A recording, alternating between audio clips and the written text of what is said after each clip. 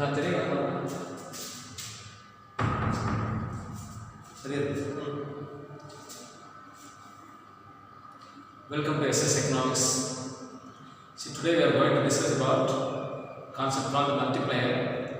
So this concept is considered very important because in macroeconomics two important variables, namely multiplier and accelerator, are considered to be important. Because any government, for the sense, if you take any country, they invest a huge amount of money for the developmental purposes.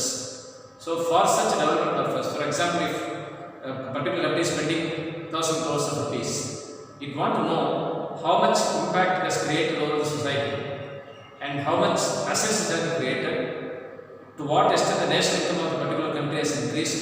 For that purpose, this concept multiplier is considered to be very important.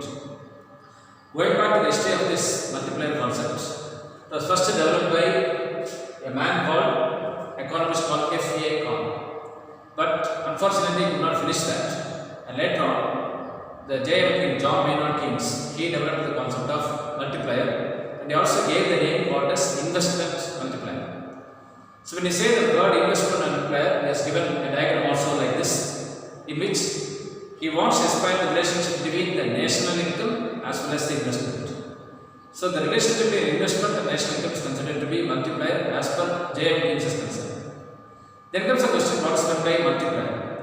The meaning here is, for example, if we are investing some amount of money in a society, what are the other economic variables which have been affected by this investment? Even if you take business assets, if you are investing that is 1,000 rupees, then you may be getting a profit. If you are getting 1,200 rupees, the 200 rupees is considered to be profit. So without profit, no businessman in this world will do the business. Like that, the government, if it is investing something for the development purposes, it will also see to what extent it has increased the national income of a particular country. So it also explained as, the multiplier can be defined as a macroeconomic variable concept in which what amount of investment is made and what impact it has created over all other economic variables in the society. So that is the multiplier definition. Then the formula for such, he has given a formula. K refers to multiplier. The word K refers to multiplier. And the formula is 1 divided by 1 minus MPC. I hope that everybody knows what is meant by MPC. It's marginal propensity to consume. Suppose if your income gets increased, normally as a rational consumer, everybody will be having an inclination to consume more amount of goods or services.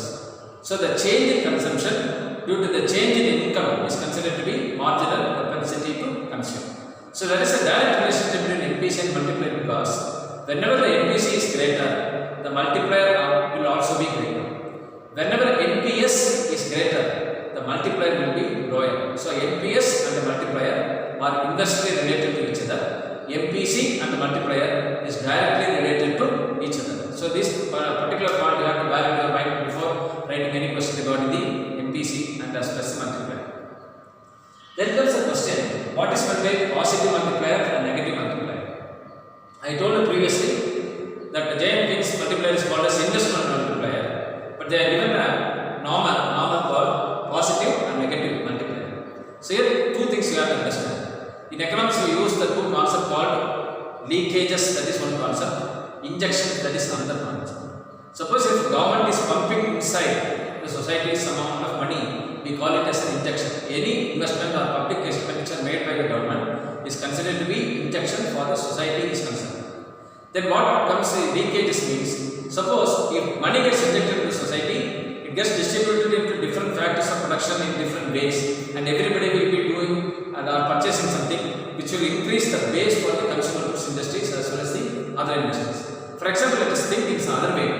The income gets distributed to the society, but people does not want to spend the money, they want to save the money. What will happen? Savings will be more, then leakages will be more. So leakages is more, normally the multiplier gets affected. So when spending is more, the multiplier will get increased. So that's when positive means you have to say injection is increased, which is leading to a decline in the MPS, which is leading to a increase in the real GDP. When you say negative multiplier, there is a decline in injection. That means the government will not invest any money into the society. That is decline in the injection, but an increase in the linkage is called savings, which will lead to a fall or a decline in the real GDP.